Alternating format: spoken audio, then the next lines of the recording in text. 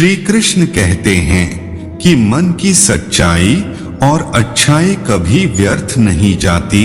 यह वह पूजा है जिसकी खोज ईश्वर खुद करते हैं।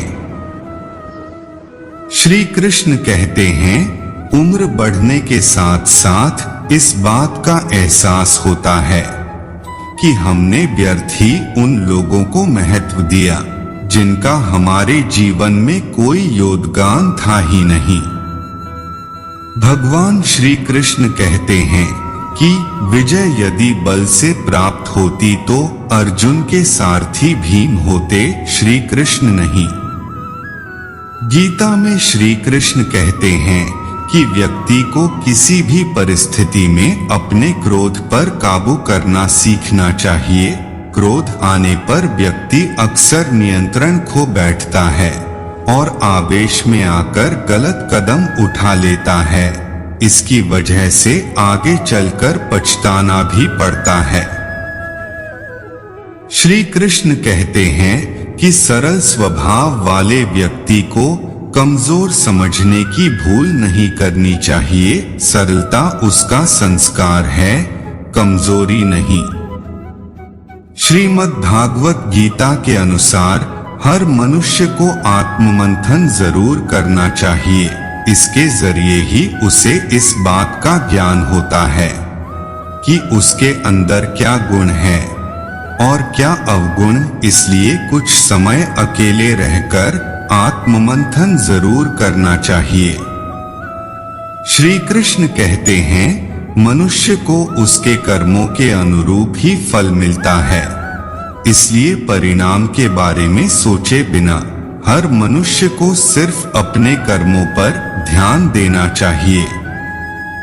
श्री कृष्ण कहते हैं, अनवरत रूप से अच्छाई, भलाई, पुण्य कार्य करते रहो और मस्तिष्क मन में बुराई को जन्म मत लेने दो। जो मन अच्छाई करने में प्रमाद करता है, उसको बुराई में आनंद की प्राप्ति होती है। एक अच्छा आदमी सिर से लेकर पांव तक वरदानों से ढका रहता है, परंतु एक बुरा आदमी मन ही मन अपने भाग्य को कोसता रहता है। कुलीनता का मुख्य लक्षण 3 श्रेणी के व्यक्तियों में प्रत्येक के अनुकूल अपने व्यवहार को बनाना, जो हमारी अपेक्षा अधिक श्रेष्ठ है, जो हमारे बराबर हैं, तथा जो हमारी उपेक्षा निम्न या नीचे हैं। श्री कृष्ण कहते हैं, सब भलाई करो जो तुम कर सकते हो, उन समस्त साधनों द्वारा जो तुम अपना सकते हो, उन समस्त तरीकों से जिनके द्वारा तुम कर सकते हो, उन समस्त स्थानों पर जहां तुम पहुंच सकते हो, उन समस्त अवसरों पर जो तुमको प्राप्त हो सकते हैं, उन समस्त अवसरों के प्रति जो तुम्हारे लिए संभव हो सकते हैं,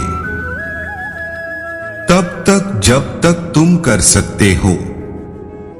श्री कृष्ण कहते हैं, अच्छाई को किसी परिचय की जरूरत नहीं होती है, बल्कि अच्छाई सच्चाई के मेल से स्वयं परिचय दे देती है। अच्छाई स्वयं परिचय स्वरूप लक्षित होती है। अच्छाई एक ऐसा गुण है जो मनुष्य को सामान्य से विशिष्ट बना देती है। अच्छाई स्वरूप मनुष्य अपनी विशेषता को जग में सुकर्मों द्वारा प्रसारित करता है। श्री कृष्ण कहते हैं, अच्छाई समाज को नई दिशा देती है और समाज में सकारात्मक माहौल का रूप प्रदान करती है। समाज का एक अच्छा प्रारूप अच्छाई से ही संभव होता है। अच्छाई से मनुष्य महानता की श्रेणी में शामिल हो जाता है। अच्छाई से ही संसार में कितनी महान आत्माओं ने अपनी जगह स्थापित की, जो आज भी मार्गदर्शन स्वरूप दर्शित हैं। श्री कृष्ण कहते हैं, अच्छाई कभी सीमित नहीं होती है। अच्छाई असीमित रूप से विस्तार पाए तो जन कल्याण होता है। अच्छाई समाज कल्याण में प्रमुख भूमिका निभाती है। अच्छाई से जीवन को खुशी की अनुभूति होती है। अच्छाई बच्चों में बचपन से ही संस्कार रूप में प्रेरित की जाए तो बड़े होने पर अच्छाई का असर होता है। श्री कृष्ण कहते हैं, अच्छाई करने वाला मनुष्य बुराई को नहीं अपनाता है। अगर मनुष्य बुराई को अच्छाई में परिवर्तित कर ले तो जीवन का उद्धार होता है। अच्छाई कभी दिखावे के लिए नहीं की जाती है और जो दिखावी अच्छाई करे वो अच्छाई का वास्तविक स्वरूप प्रस्तुत नहीं करती है। श्री कृष्ण कहते हैं, मनुष्य की अच्छाई इतनी दृढ़ होनी चाहिए कि बुराई का असर ना पड़े, चाहे बुराई का सामना ही क्यों ना करना पड़े। कोई मनुष्य तुम्हारे साथ बुरा करे या अच्छा, इस डर से मनुष्य को अपनी अच्छाई भरे दायित्व से कभी पीछे नहीं हटना चाहिए। श्री कृष्ण कहते हैं, मनुष्य की सोच और विचारों में अच्छाई होनी चाहिए, तभी मनुष्य उसे व्यवहार में ला पाएंगे, क्योंकि अच्छाई सिर्फ बोलने से नहीं बल्कि अपने व्यवहार में अपनाई जाए तो ही सही रूप प्रस्तुत करती है। मनुष्य को एक दूसरे में अच्छाई देखनी चाहिए, क्योंकि ज़माना तो मनुष्य की छोटी से छोटी बुराई को बड़ा बना देती है और कमी ही निकलती है। श्री कृष्ण कहते हैं, मनुष्य की अच्छाई समाज में कीर्ति स्थापित करती है। मनुष्य की अच्छाई समाज में सीमित नहीं रहती है, बल्कि मनुष्य की अच्छाई भरा यश फैलता जरूर है। अच्छाई छिपाने के लिए नहीं होती है, बल्कि अच्छा करो, दिल से करो, सबके प्रति अच्छा सोचो और करने की कोशिश करो, स्वयं को अच्छा बनाओ, यही अच्छाई के आदर्श वचन होते हैं। श्री कृष्ण कहते हैं, किसी की मदद करना, जरूरतमंद की सहायता करना, सत्य स्वरूप अपने आदर्शों का पालन करना, झूठ का सहारा ना लेना, बुराई को सहयोग ना देना, सबके साथ प्रेम भावना रखना आदि अच्छाई का स्वरूप होते हैं।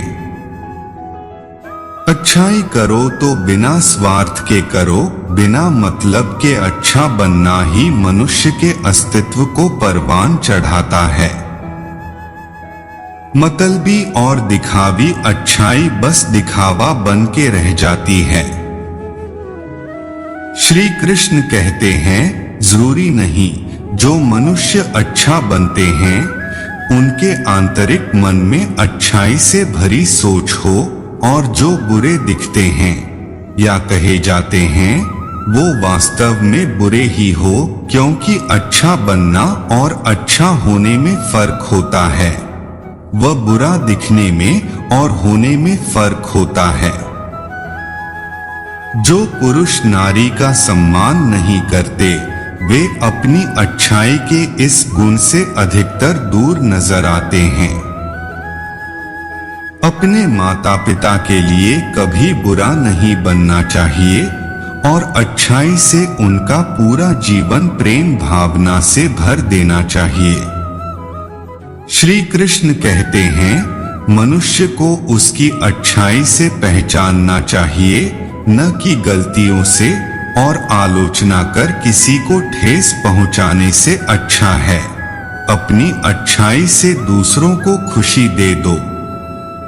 एक बुरा मनुष्य अपनी बुराई को अपने व्यवहार में लाता है और अच्छा इंसान अच्छाई को अपनी सोच विचार में प्रवाहित कर जीवन में सीख स्वरूप अपनाता है। श्री कृष्ण कहते हैं, प्रत्येक मनुष्य में अच्छाई और बुराई होती है और यह मनुष्य पर निर्भर करता है कि वह अपनी सोच, अपने विचारों, व्यवहार, अपनी आदतों में अच्छाई को अपनाकर जीवन संवारना चाहता है या बुराई के जरिए अपना जीवन नरक बनाना चाहता है, क्योंकि बुराई अपनाने से किसी का भला नहीं होता है।